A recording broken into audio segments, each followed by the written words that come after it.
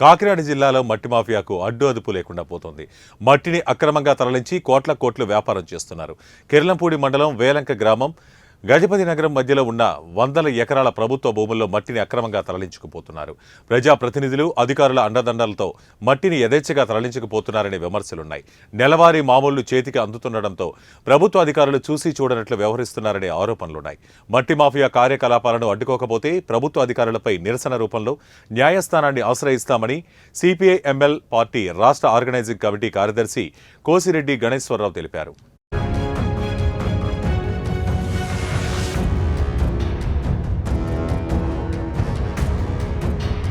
Kosireddy Ganeswararao, CPI ML party organizing committee కార్యదర్శిని. కిర్లంపూడి మండలం జగపతి నగరం వేలంకి మధ్యలో ఉన్నటువంటి ప్రభుత్వ చెరువు ఏదైతే ఉందో అది వందలాది ఎకరాల చెరువు.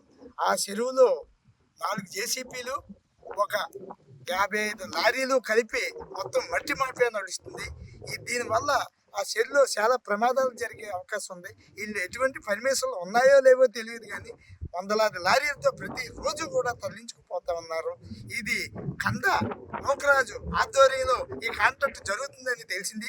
అధికార పార్టీ అండదండలతోనే, ఇక్కడ స్థానిక ఎమ్మెల్యే అండదండలతోనే ఈ యొక్క మట్టి మాఫియా జరుగుతుందని తెలిసింది. దీనిపైన ప్రభుత్వ అధికారులు అలాగే కలెక్టర్ వారు తక్షణం చర్యలు తీసుకుని నిలుపుదల చేయకపోతే ఇది ప్రమాదానికి దారి తీసే పరిస్థితి ఉంది.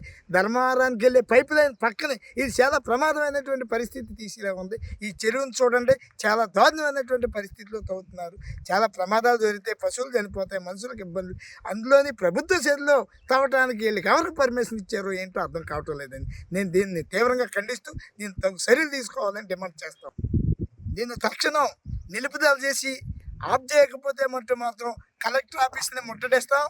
అవసరమైతే హైకోర్టును కూడా ఆశ్రయించి దీని మీద తగు చర్యలు తీసుకోవాలని మేము కేసులు కూడా ఈ యొక్క సంబంధిత ప్రభుత్వ అధికారులపై కేసులు నమోదు చేస్తామని సిపిఎంఎల్ పార్టీ తరఫున మేము డిమాండ్ చేస్తున్నాం. కోసిరెడ్డి గణేశ్వరరావు, సిపిఎంఎల్.